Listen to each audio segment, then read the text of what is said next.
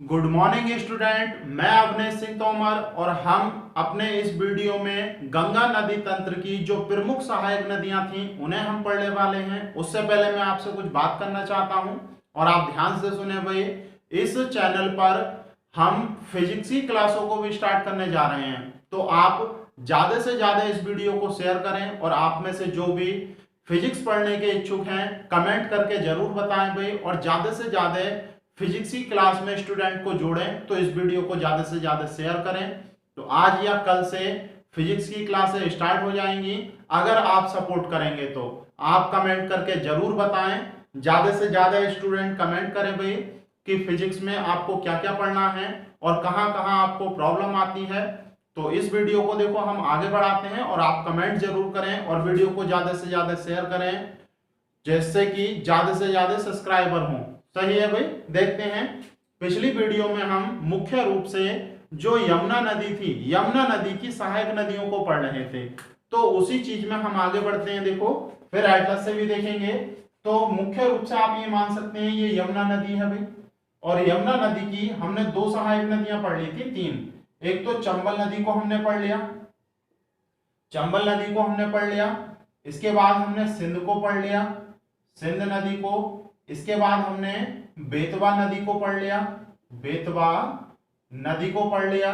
तो ये तीन नदियां हमने पढ़ ली। हमने बेतवा नदी के बारे में पढ़ा था भाई, आप पिछली वीडियो जरूर देखें अगर आपने पिछली वीडियो नहीं देखी है। बेतवा नदी पर एक बांध बनाया गया है मुख्य रूप से ललितपुर में, और ललितपुर में ये जो बांध बनाया गया है इसका नाम था राजघाट। इसके बाद जब ये झांसी में जाती है तो झांसी में इस पे एक बांध बनाया गया है जिसका नाम है माता टीला या रानी झांसी बांध। तो ये हम पढ़ चुके हैं भाई। इसके बाद एक छोटी सी नदी और है जो यमुना नदी की सहायक नदी है। क्लियर है। तो देखते हैं, देखो यहां पर इसके बाद अगली जो नदी है वो है केन। कौन सी नदी है भाई? केन नदी है। और इसके संबंध में बहुत ज्यादा आपसे कुछ पूछा नहीं जाता है, तो आप डायरेक्ट लिख सकते हैं। ये जो नदी है इसका जो उद्गम स्थल है वो मुख्य रूप से होता है कैमूर की पहाड़ियों से। कहां से? कैमूर की पहाड़ियों से। और आप जानते हैं भाई ये जो कैमूर की पहाड़ियां हैं मुख्य रूप से विंध्याचल पर्वत श्रेणी का सबसे पूर्वी भाग है। आप लिख सकते हैं कैमूर की पहाड़ियां कौन सी हैं भैया? जो विंध्याचल पर्वत श्रेणी का सबसे पूर्वी भाग है, सबसे पूर्वी भाग है। तो आप याद रखेंगे विंध्याचल पर्वत श्रेणी की सबसे पूर्वी पर्वत श्रृंखला से ये निकलती है। और जब ये यूपी में प्रवेश करती है तो यूपी में प्रवेश करने के पश्चात मुख्य रूप से एक जिला है बांदा। बांदे में ये जाकर किस में मिल जाती है भाई? यमुना में। और बांदे का एक स्थान है जिसे भोजहा कहते हैं। किस नाम से जानते हैं भाई? भोजहा। तो भोजा नामक स्थान पर कहां पर पड़ता है? यूपी के बांदा जिले में। तो उसमें जाकर ये मिल जाती है। बहुत ज्यादा क्वेश्चन नहीं आते तो आप इतना भी इसे छोड़ सकते हैं। और अब इस बात को आप याद रखें, ये जो यमुना की सहायक नदियां हैं उनमें से चंबल और सिंध राजस्थान से होते हुए यूपी में प्रवेश करती हैं। कहां प्रवेश करती हैं? मतलब यमुना नदी में गिरती हैं तो यूपी में प्रवेश करने से पहले कहां बह रही होती हैं? राजस्थान में। जबकि ये जो दोनों नदियां हैं बेतवा और केन, बेतवा और केन, ये मुख्य रूप से मध्य प्रदेश से होकर यूपी में कहां गिरती हैं? यमुना नदी में। तो याद रखेंगे चंबल और सिंध राजस्थान से, बेतवा और केन मुख्य रूप से मध्य प्रदेश से। तो हम यमुना नदी की सहायक नदियों को पढ़ चुके हैं। अब देखते हैं मुख्य रूप से हम क्या पढ़ रहे थे भाई? गंगा नदी की सहायक नदियां। तो देखते हैं, देखो और कौन कौन सी हैं। कल जब हम पढ़ रहे थे तो मैंने आपको पूरा क्रम लिखाया था भाई, पश्चिम से पूरब की ओर। तो आप उसमें देख सकते हैं जैसे कल हमने मैप के द्वारा पढ़ने की कोशिश की थी भाई। जितनी भी सहायक नदियां हैं उन्हें यूपी के मैप की सहायता से पढ़ने की कोशिश की थी। इस प्रकार से कुछ आप यूपी का मैप मान सकते हैं भाई।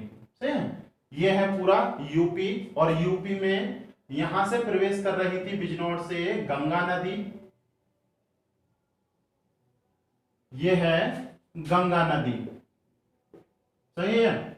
और गंगा नदी की सबसे बड़ी सहायक नदी हमने पढ़ी थी, जो प्रवेश कर रही थी कहां से, सहारनपुर से, सहारनपुर के फैजाबाद नामक स्थान से, और हरियाणा और यूपी की सीमा बनाते हुए मथुरा, आगरा, जालौन इन क्षेत्रों में होते हुए मुख्य रूप से आकर कहां मिल जाती है, सॉरी थोड़ा सा पीछे कर लेते हैं अभी से, ठीक है। मुख्य रूप से कहां आकर मिल जाती है, इलाहाबाद में। कहां आकर, इलाहाबाद में, जिसे अब प्रयागराज कहते हैं। किस नाम से, प्रयागराज। तो हम ये पढ़ चुके हैं। अब देखो हमने यमुना नदी पढ़ ली। यमुना नदी की एक सहायक नदी थी हिंडन नदी, उसे भी हमने पढ़ लिया, हिंडन नदी को। हिंडन नदी के बाद चंबल, सिंध, बेतवा और केन नदियों को भी हमने पढ़ लिया। देखो चंबल नदी हमने पढ़ी थी, ये चंबल नदी हमने पढ़ी थी, ये है चंबल नदी। उसके बाद में हमने पढ़ी बेतवा नदी, सही है, ये सिंध नदी हमने पढ़ी, और उसके बाद में हमने पढ़ी केन नदी। क्लियर है। तो चंबल, सिंध, बेतवा और ये केन। अब अगली नदी देखते हैं। तो आप उसमें देख सकते हैं अगली नदी हम पढ़ने वाले हैं केन, सॉरी टोंस नदी। तो टोंस नदी को देखते हैं। देखो मैं यहां पर लिख देता हूं, देखो टोंस नदी। तो आप हेडिंग लिख सकते हैं टोंस नदी। अगर टोंस नदी के बारे में हम पढ़ें तो इसका उद्गम होता है एमपी, मध्य प्रदेश से। तो यहां से लिख सकते हैं भाई, इसका उद्गम होता है एमपी से। एमपी में एक जलाशय कह सकते हैं आप, तमसा कुंड, तमसा कुंड या फिर तरमसा कुंड जलाशय। तो तमसा कुंड या तरमसा कुंड जलाशय से इसका उद्गम होता है, और उद्गम होने के बाद यूपी में जाकर कहां पर मिलती है, ये इलाहाबाद में। कहां जाकर मिलती है, इलाहाबाद में। तो ये है टोंस नदी, टोंस नदी। तो याद रखेंगे टोंस नदी का उद्गम जो होता है मध्य प्रदेश से। मध्य प्रदेश में तमसा कुंड या तरमसा कुंड से इसका उद्गम होता है, और उद्गम होने के पश्चात ये मुख्य रूप से उत्तर की ओर बहती है और जाकर किस में मिल जाती है, मुख्य रूप से इलाहाबाद में। इलाहाबाद में एक स्थान है सिरसा, आप चाहें तो लिख सकते हैं सिरसा। सिरसा नामक स्थान पर इलाहाबाद में ये जाकर मिल जाती है। तो पहली बात तो यही याद रखनी है। देखो ये सारी नदियां यमुना की सहायता से इसमें जल गिरा रही थी, गंगा में, जबकि टोंस नदी प्रत्यक्ष रूप से अपना जल किस में गिरा रही है, गंगा नदी में। तो ये वाली बात याद रखनी है। इसी नदी पर ये जो टोंस नदी है एक बिहार जलप्रपात है, बिहार जलप्रपात है। तो याद रखना बिहार जलप्रपात किस नदी पर है, टोंस नदी पर। इसकी एक छोटी सी सहायक नदी है, इस प्रकार से मान सकते हैं। ये मुख्य रूप से इलाहाबाद और मिर्जापुर में बहती है। इस नदी का नाम है बेलन नदी। किस नाम से जाना जाता है भाई, बेलन नदी। तो याद रखेंगे बेलन नदी मुख्य रूप से टोंस नदी की सहायक है। बेलन नदी मुख्य रूप से टोंस नदी की सहायक है और मुख्य रूप से मिर्जापुर और इलाहाबाद में बहती है। इस नदी पर एक बांध बना हुआ है और उस बांध का नाम है मेजा। तो आप लिख सकते हैं मेजा बांध मुख्य रूप से किस नदी पर बना हुआ है भाई, टोंस नदी की सहायक बेलन नदी पर। और बेलन नदी अगर आपने हिस्ट्री पढ़ी है तो बेलन नदी के बारे में आप जरूर जानते होंगे। ये जो बेलन नदी है या फिर ये जो जहां पर इलाहाबाद में बहती है तो उस वाले क्षेत्र में पाषाण कालीन सभ्यताएं मिली हैं। तो आप याद रखेंगे बेलन नदी पर पाषाण कालीन सभ्यताएं भी मिली हैं, जहां पर पुरा पाषाण काल, मध्य पाषाण काल और नव पाषाण काल के साक्ष्य मिले हैं। सही है। जब हम हिस्ट्री पढ़ेंगे तो मैं बेलन नदी के बारे में आपको पूरा डिटेल से बताऊंगा। बेलन नदी बहुत प्राचीनतम सभ्यता का साक्ष्य है। यहाँ पर जो पाषाण कालीन लोग हुआ करते थे उनके निवास के साक्ष्य भी यहां से मिले हैं। तो आप इसे याद रखेंगे। टोंस नदी से संबंधित एक कंफ्यूजन होती है भाई, उसे आप जरूर याद रखें।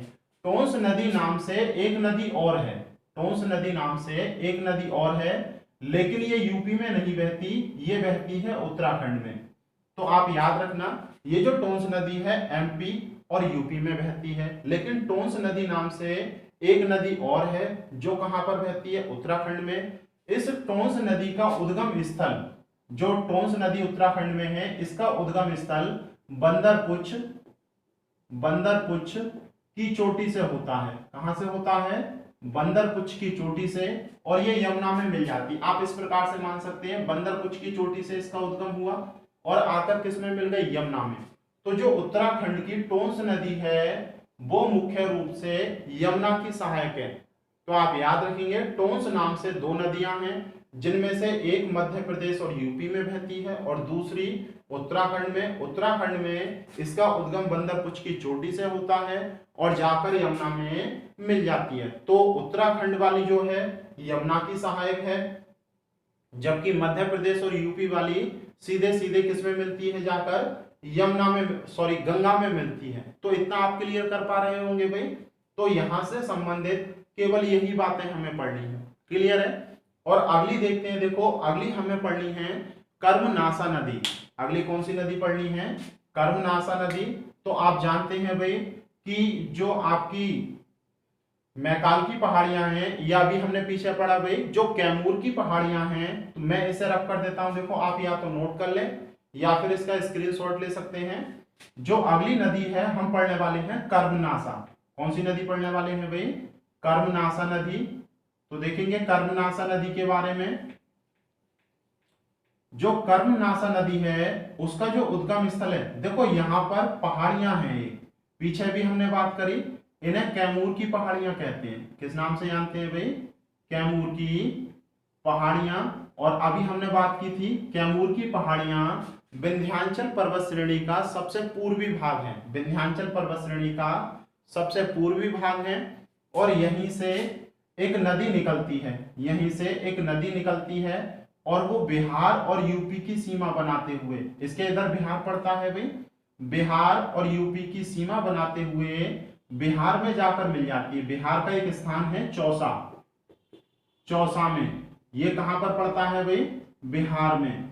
तो एक नदी जिसका उद्गम कैमूर की पहाड़ियों से होता है और बिहार और यूपी, ये है बिहार और ये है यूपी की सीमा रेखा का निर्धारण करते हुए बिहार में चौसा में जाकर किस में मिल जाती है, गंगा नदी में। और इसी नदी को हम कर्मनासा नदी के नाम से जानते हैं। किस नाम से जानते हैं भाई, कर्मनासा नदी। तो याद रखेंगे, कर्मनासा नदी प्रत्यक्ष रूप से, कर्मनासा नदी प्रत्यक्ष रूप से गंगा नदी में मिलती है और ये मुख्य रूप से यूपी और बिहार की सीमा रेखा का निर्धारण करती है। तो केवल आपको यही दो बातें याद रखनी है, क्लियर है भाई।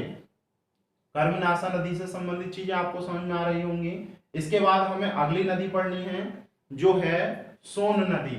तो देखो सोन नदी के बारे में आपको ध्यान से पढ़ना है भाई, यहां से क्वेश्चन बनते हैं सोन नदी से। तो देखो सोन नदी हम कहां पर पढ़ने वाले हैं, देखो पीछे अगर आपने प्रायद्वीपीय पठार की वीडियो पढ़ी है तो मैंने आपको बताया भी होगा कि जो आपकी ये वाली पर्वत श्रृंखला है, विंध्याचल पर्वत श्रृंखला है, उसके नीचे सतपुड़ा की पर्वत श्रृंखला है। विंध्याचल पर्वत श्रृंखला के नीचे ही एक श्रृंखला है सतपुड़ा की, और सतपुड़ा की पर्वत श्रृंखला तीन भागों में बटी हुई है, राजपीपला, महादेव और मैकाल। राजपीपला, महादेव और मैकाल। तो ये जो मैकाल की पहाड़ियां हैं, शायद आपको नहीं दिखाई दे रही हो तो मैं बोल रहा हूं, देखो ये जो मैकाल की पहाड़ियां हैं, मैकाल की पहाड़ियों पर एक चोटी है अमरकंटक। मैकाल की पहाड़ियों पर एक चोटी है अमरकंटक, तो उस चोटी को याद रखना है भाई।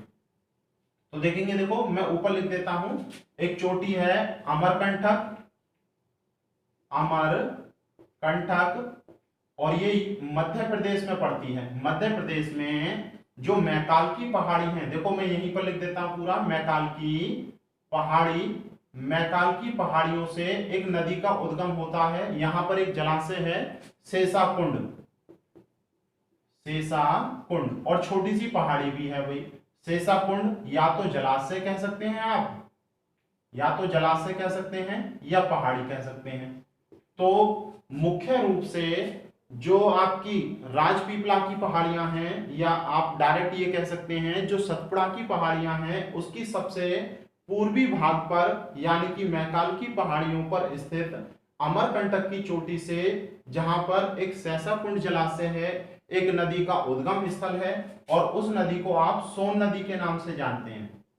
किस नदी के नाम से जानते हैं भाई? सोन। और सोन नदी का जब यहां से उद्गम होता है तो ये मुख्य रूप से सोनभद्र जिले से होकर बहती है यूपी के। तो याद रखना ये यूपी का सोनभद्र जिला है।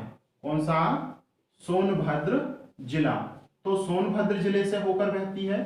सोनभद्र जिले से होकर बहने के पश्चात ये मुख्य रूप से बिहार में जाती है, और बिहार के मुख्य रूप से पटना में जाकर मिल जाती है। बिहार के मुख्य रूप से पटना में जाकर, तो आप देख सकते हैं कितनी लंबी नदी है, मैकाल की पहाड़ियों से निकल रही है, सोनभद्र जिले से होकर बिहार में चली जाती है, और बिहार के पटना में जाकर इसमें गंगा नदी में मिल जाती है। तो गंगा की प्रत्यक्ष रूप से सहायक नदी है। तो याद रखेंगे सोन नदी। और इससे संबंधित देखो एक बिल्कुल सीधा वन लाइन क्वेश्चन आता है, प्रायद्वीपीय भारत की वह नदी कौन सी है जो अपवाद स्वरूप उत्तर की ओर बहती है? तो आपको याद रखना है सोन नदी अपवाद स्वरूप, सोन नदी अपवाद स्वरूप कहां की ओर बहती है भाई? उत्तर की ओर, उत्तर की ओर बहती है। तो याद रखेंगे ये क्वेश्चन कई बार पूछा गया है कि प्रायद्वीपीय पठार की वह कौन सी नदी है जो अपवाद स्वरूप उत्तर की ओर बहती है? तो सोन नदी को आप टिक करके आएंगे। ये मैं एग्जैक्ट नहीं बना पा रहा हूं, ये नदी बिल्कुल ऐसे जाती है सीधी, ये नदी बिल्कुल इस प्रकार से सीधी जाती है। और एक बार सोन नदी ऑप्शन में नहीं था, क्वेश्चन यही था कि दक्षिण भारत की या फिर प्रायद्वीपीय पठार की वह नदी कौन सी है जो उत्तर की ओर अपवाद स्वरूप बहती है। उसमें सोन नदी नहीं था, उसमें बेतवा आपका आंसर लगाया हुआ था। तो याद रखना अगर सोन नदी ऑप्शन में नहीं होगी तो आप किसे टिक करेंगे? बेतवा नदी को टिक करेंगे। क्लियर हो रही है ये वाली बात? सोन नदी से संबंधित एक दो क्वेश्चन और पूछे जाते हैं भाई। इसकी दो सहायक नदियां हैं देखो, ठीक है। एक तो है रिहंद नदी, रिहंद नदी, दूसरी है गोपद नदी, गोपद नदी, एक और है कन्हरी नदी, एक नदी और है कन्हरी, कन्हरी नदी। तो ये तीन प्रमुख सहायक नदियां आपको याद रखनी है, रिहंद नदी, गोपद नदी और कन्हरी नदी। तीनों की तीनों मुख्य रूप से सोन नदी की सहायक हैं। और ये जो रिहंद नदी देख रहे हैं इस पर तो एक बांध भी बना हुआ है, याद रखना रिहंद नदी पर रिहंद डैम या रिहंद बांध बना हुआ है, रिहंद डैम या रिहंद बांध बना हुआ है। ये बना हुआ है यूपी के सोनभद्र जिले में। कहां बना हुआ है आप पूरा लिख सकते हैं, यूपी के सोनभद्र जिले में रिहंद बांध रिहंद नदी पर बना हुआ है। और इसका जो जलाशय है, रिहंद बांध का जो जलाशय है उसे गोविंद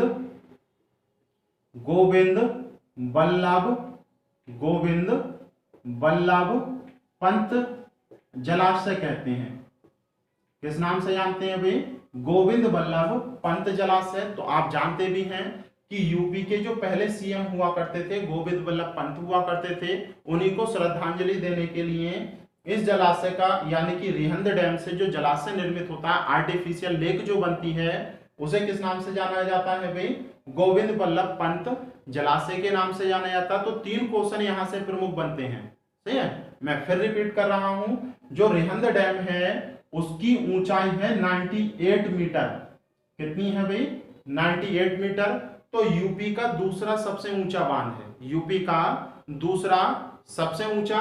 और कहीं कहीं ये 91 भी लिखी हुई मिलती है, 91 या 98। तो 91 मीटर के समथिंग इसकी ऊंचाई है और यूपी का दूसरा सबसे ऊंचा बांध है। और इसका जलाशय गोविंद बल्लभ पंत जलाशय है। और ये यूपी का सबसे बड़ा जलाशय है, यूपी की सबसे बड़ी कृत्रिम झील कह सकते हैं या सबसे बड़ा जलाशय कह सकते हैं। तो इससे ये क्वेश्चन पूछा जाता है। और ये जो सोन नदी है इसमें भी जैसे दामोदर नदी में हमने जो गोंडवाना क्रम की चट्टानें पड़ी थी इस नदी की घाटी में भी पाई जाती हैं, और इस नदी की घाटी से भी जो बिटुमिनस कोयला है वो कोयला निकाला जाता है। तो आप थोड़ा सा याद रखना, रेहंद नदी किसकी सहायक है? सोन नदी की। तो मुख्य रूप से आपको यही पढ़ना है भाई। अगर आप लिखना चाहते हैं तो बिहार की एक दो छोटी छोटी नदियां और हैं तो आप उन्हें लिख सकते हैं। तो यूपी से हम केवल यही पढ़ने वाले हैं भाई, जो प्रायद्वीपीय पठार की नदियां हैं उनमें केवल हम यही पढ़ने वाले हैं। तो आप अगर एक दो छोटी छोटी नदियों को लिखना चाहते हैं तो लिख सकते हैं। देखो, तो ये दक्षिण वाला तो भाग में पाठ खत्म ही कर देता हूं। देखो सही है, अगर आप लिख देते हैं तो मैं सीरीज बना देता हूं। देखो, बिहार की कुछ छोटी छोटी नदियां हैं। इधर देखो, ये गंगा नदी मान सकते हैं, और यहां से ये मान सकते हैं छपरा। इसके बाद ये पूरा बिहार पड़ता है। तो बिहार में कुछ प्रमुख नदियां हैं जो इसमें आकर मिलती हैं। सबसे पहली नदी है आपकी पुनपुन नदी। ये कल भी मैंने आपको लिखाया था, और ज्यादा कुछ नहीं पूछा जाता। पुनपुन नदी एक ये है आपकी। पुनपुन नदी के बाद में अगली फल्गु नदी, और फल्गु नदी के बाद में है घाघर नदी, और घाघर नदी के बाद में अगली है बादुआ, मुख्य रूप से, और अगली है बदना नदी। तो पुनपुन नदी, फल्गु नदी, घाघर नदी, बादुआ नदी और बदना नदी ये प्रमुख रूप से बिहार में जाकर मिलती हैं। सारी की सारी कहां की नदियां हैं? बिहार की नदियां हैं, और दक्षिण की ओर से गंगा में, यानी कि दाईं ओर से गंगा में जाकर मिलती हैं। तो आप इन्हें याद रख सकते हैं भाई। क्लियर है इतना? तो इनमें इतना ही रहने देते हैं। अब आप हेडिंग लिखें, उत्तर की ओर से या फिर बाईं ओर से गंगा में मिलने वाली सहायक नदियां। बाईं ओर से गंगा में मिलने वाली सहायक नदियां। तो देखो, मैं क्रम लिख देता हूं। क्रम पीछे भी हमने लिखा था। गंगा में बाईं ओर से मिलने वाली सहायक नदियां, इनका क्रम है पश्चिम से पूर्व की ओर। कहां से? पश्चिम से पूर्व की ओर। तो मैं सीक्वेंस लिख देता हूं, यही याद करना है। वैसे जैसे पीछे हमने एक एक नदी पढ़ी है, पढ़ेंगे हम इन नदियों को भी। क्लियर है भाई? जैसे सबसे पहली नदी है रामगंगा नदी, और उसके बाद में है गोमती नदी, उसके बाद में है घाघरा नदी, और उसके बाद में है गंडक, उसके बाद में है आपकी बागमती, उसके बाद में है कोसी, उसके बाद में है महानंदा। तो ये पश्चिम से पूरब की ओर जो बाईं ओर से मिलने वाली गंगा की नदियां हैं उनका क्रम है रामगंगा, गोमती, घाघरा, गंडक, बागमती, कोसी और महानंदा। दो छोटी छोटी नदियां और पड़ती हैं जो घाघरा की सहायक हैं। एक घाघरा में दाईं ओर से आकर मिलती है, एक बाईं ओर से, और ये भी बड़ी बड़ी नदियां हैं भाई, कभी कभी पूछ ली जाती हैं। जैसे ये जो है, ये है शारदा नदी, या इसे काली नदी भी कहते हैं, और ये है राप्ती नदी। तो शारदा और काली नदी का जो क्रम है वो ये है गोमती, शारदा, घाघरा, राप्ती और गंडक। कभी कभी ये छोटी नदियां, जब यूपी स्पेशल में आपसे क्वेश्चन पूछेगा तभी ये पूछी जा सकती हैं, वैसे नहीं पूछी जाएंगी भाई, आप ध्यान रखना। तो इन्हीं नदियों को एक एक करके हम पढ़ने वाले हैं। आप सबसे पहले हेडिंग लिख सकते हैं रामगंगा नदी। सबसे पहले हेडिंग लिख सकते हैं रामगंगा नदी। तो रामगंगा नदी को हम पढ़ने वाले हैं भाई। तो देखो, यूपी का इतना ही मैप रहने दो, इसमें इतने से ही काम चल जाएगा, क्योंकि सब उत्तर की नदियां हैं। ये सब कहां की नदियां हैं? उत्तर की, और वही वाला क्षेत्र हमें पढ़ना है भाई। सही है? तो हेडिंग लिखो रामगंगा नदी।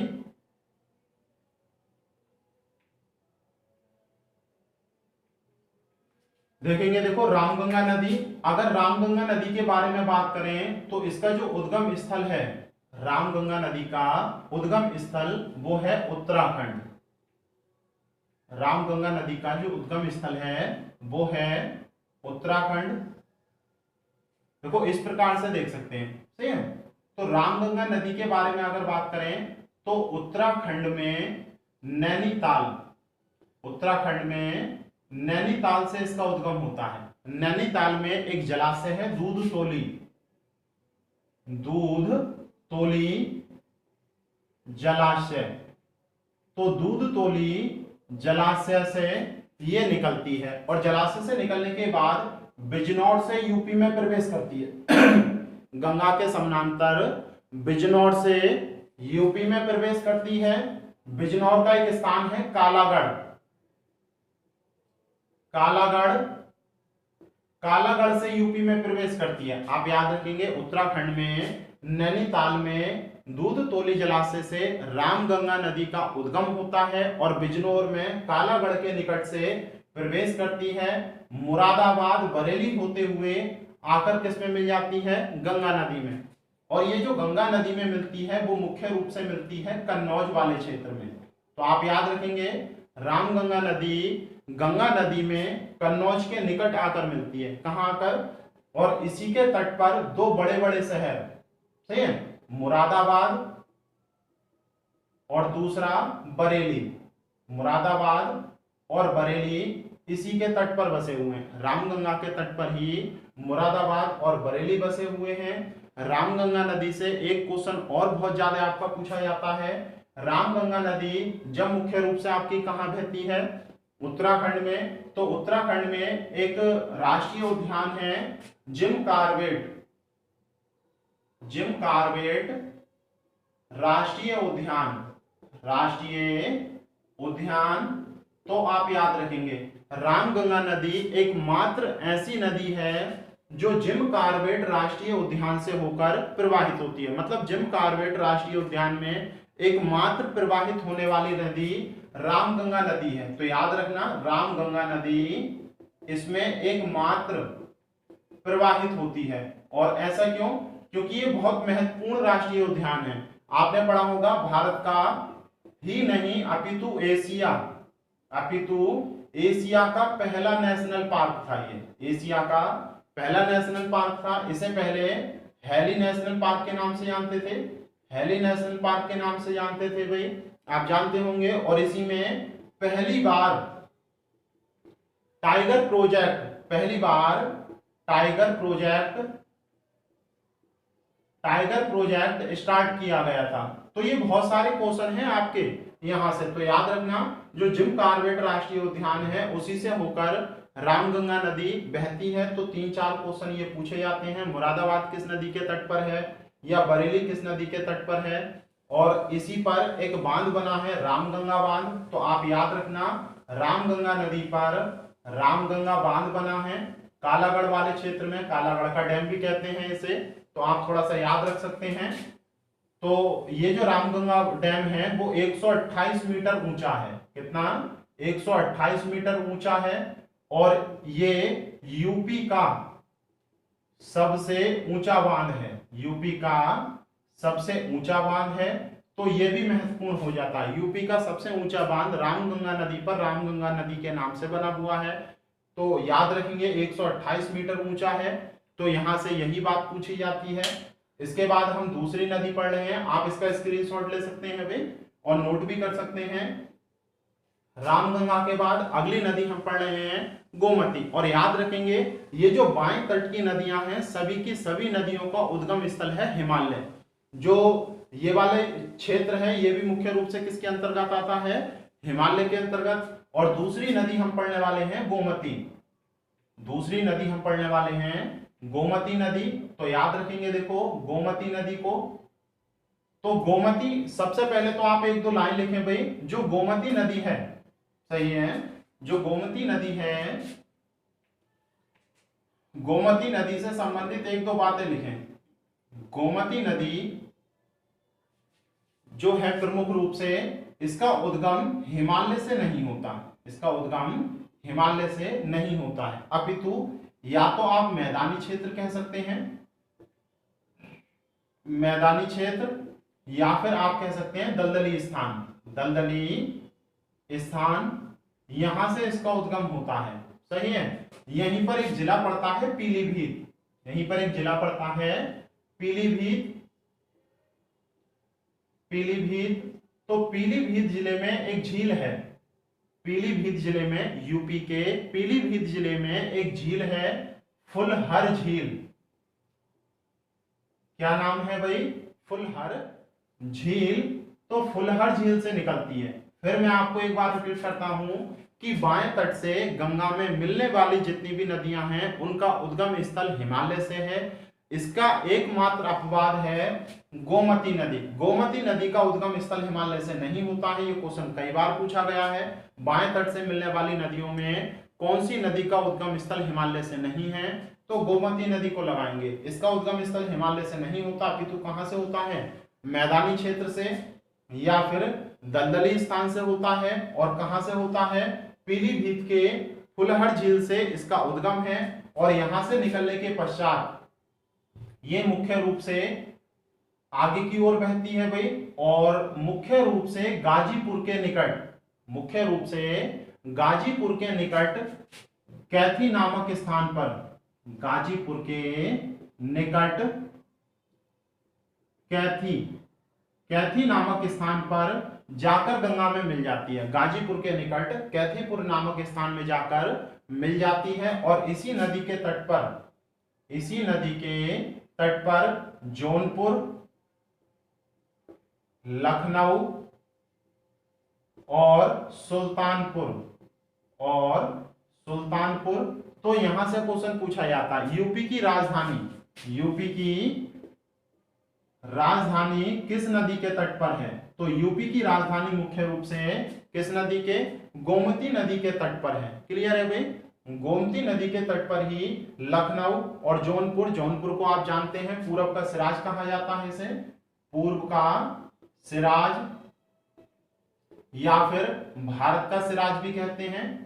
तो आगे जब हम हिस्ट्री को पढ़ेंगे तो सिराज जो है एक स्थान है जो विद्या के लिए प्रचलित है, एजुकेशन के लिए। उसी प्रकार से कभी जो पहले हमारे यहाँ सल्तनत काल हुआ करता था, सल्तनत काल में सिराज भी एक शिक्षा का केंद्र बन गया था। इसीलिए मतलब जौनपुर भी शिक्षा का केंद्र बन गया था। तो इसीलिए इसे जौनपुर का मतलब पूर्व का या भारत का सिराज कहते हैं। अभी ये चीज शायद आपको समझ में नहीं आएगी, जब हम हिस्ट्री पढ़ेंगे तो इसकी डिटेल देखेंगे भाई। सही है। तो अभी याद रखें, जौनपुर, लखनऊ और सुल्तानपुर तीनों के तीनों मुख्य रूप से गोमती नदी के तट पर हैं। और इसका उद्गम स्थल हिमालय से नहीं है, अपितु कहां से होता है? फुलहर झील से। तो इतना क्लियर है भाई। इसके बाद अगली नदी हम पढ़ने वाले हैं, मैं इसे रब कर देता हूं। देखो, अगली नदी घाघरा। अगली नदी आप लिख सकते हैं घाघरा नदी। तो देखेंगे, देखो ये तो आपकी गोमती हो गई। घाघरा नदी का उद्गम स्थल कहां से? घाघरा नदी ये निकलती है मुख्य रूप से, इस प्रकार से मान सकते हैं आप। सही है। ये है इसका मिलन बिंदु। घाघरा नदी का उद्गम स्थल, घाघरा नदी, इसका उद्गम स्थल होता है तिब्बत से। कहां से होती है इसका उद्गम? तिब्बत से। तिब्बत में एक हिमानी है ग्लेशियर मापचा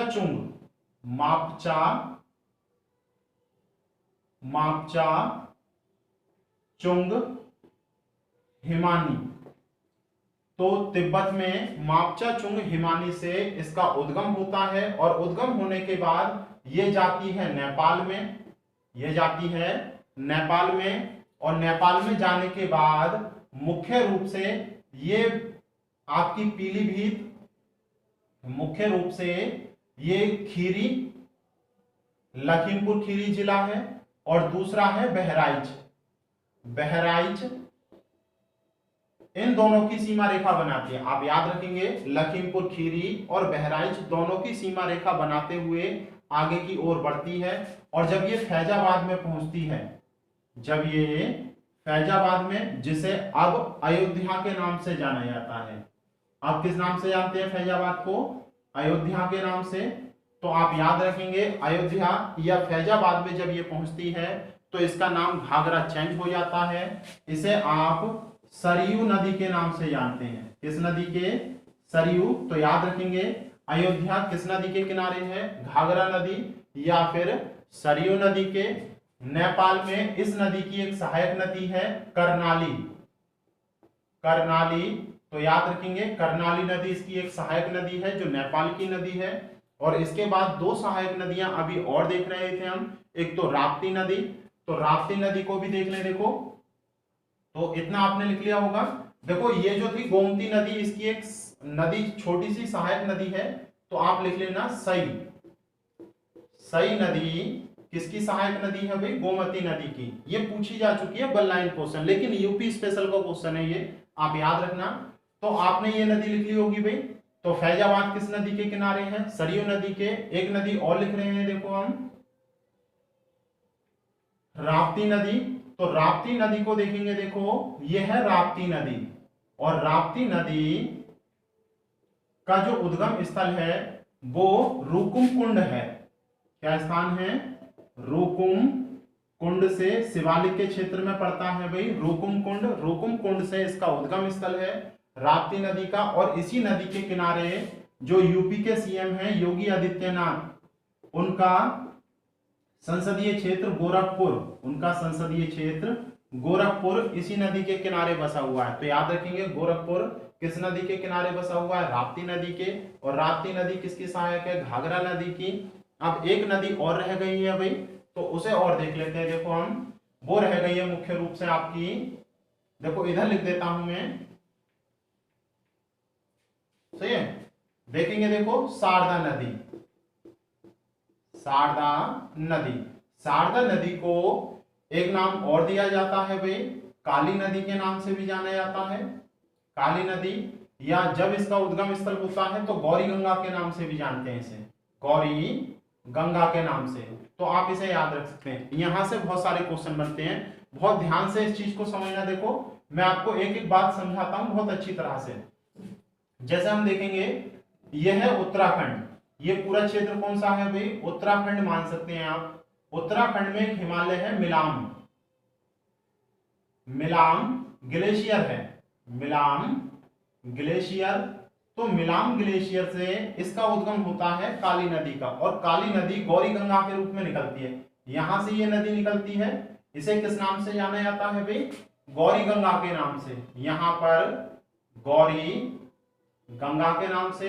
ये पिथौरागढ़ के निकट से निकलती है। कहां से निकलती है? उत्तराखंड में पिथौरागढ़ के निकट से। और जब ये निकलती है तो इस पर एक डैम बनाया गया है टनकपुर। टनकपुर, तो टनकपुर डैम गौरी गंगा कह सकते हैं या फिर काली नदी कह सकते हैं, इस नदी पर बनाया गया है। बाद में ये नदी मुख्य रूप से आप ये मान सकते हैं, इधर नेपाल है, ये नेपाल, और इधर मान सकते हैं उत्तराखंड। नेपाल और उत्तराखंड की सीमा रेखा बनाती है। आप याद रखेंगे, जब ये नदी निकलती है उसके बाद में उत्तर को बहती है, फिर दक्षिण में। नेपाल और उत्तराखंड की सीमा रेखा का आप एटलस में देखना बहुत अच्छी तरह से दिखाई देगी। ये नेपाल और उत्तराखंड की सीमा रेखा बनाती है, और यहाँ पर इसे काली नदी के नाम से जाना जाता है। यहाँ पर जब ये नेपाल और उत्तराखंड की सीमा बनाती है तो उत्तराखंड में इसे काली नदी के नाम से जाना जाता है। किस नदी के? काली नदी के। तो याद रखेंगे काली नदी। और इस नदी के बारे में एक बात और याद रखना, जब हमने हिमालय का विभाजन पढ़ा था क्लासिफिकेशन सिडनी बुर्राइड के अनुसार, तो नेपाल हिमालय और कुमायूं हिमालय, नेपाल हिमालय और कुमायूं हिमालय का विभाजन करने वाली भी काली नदी ही थी। सही है भाई। और इसके बाद ये आगे की ओर बहती है। आगे की ओर बहने के पश्चात जब ये यूपी में पहुंचती है, जब ये यूपी में कुछ दूर तो पीलीभीत, आप लिख दें कुछ दूर पीलीभीत, और आपकी नेपाल की सीमा भी बनाती है। कई जगह सीमा बनाती है ये, आप याद रखेंगे पीलीभीत और नेपाल की सीमा। उससे पहले उत्तराखंड और नेपाल की सीमा बनाती है। आगे की ओर प्रवाहित होते हुए ये नदी मुख्य रूप से किसमें मिल जाती है? घाघरा नदी में। और घाघरा नदी में जो मिलती है सीतापुर में मिलती है। कहां पर? सीतापुर के निकट एक स्थान है बसरा, तो बसरा नामक स्थान पर सीतापुर में जाकर ये मिल जाती है। तो शारदा नदी से संबंधित यही बातें हैं, आप इन्हें याद रख सकते हैं। तो अगर आपको ये वीडियो पसंद आई हो तो वीडियो को लाइक करें। ज़्यादा नहीं पढ़ रहे भाई हम इस वीडियो में, क्योंकि वीडियो बहुत लेंदी हो जाएगी नहीं तो। और जो बात मैंने आपसे स्टार्टिंग में कही थी ज्योग्राफी, उसके लिए फिजिक्स के लिए, तो आप कमेंट करके जरूर बताएं भाई आपको पढ़नी है या नहीं पढ़नी है फिजिक्स। नहीं तो स्टार्ट करते हैं हम, अगर आप ज़्यादा से ज़्यादा स्टूडेंट कमेंट करते हैं तो। और वीडियो पसंद आई तो लाइक करें, चैनल को ज़्यादा से ज़्यादा शेयर करें, और अगर पहली बार चैनल पर हैं तो सब्सक्राइब करें। Thank you.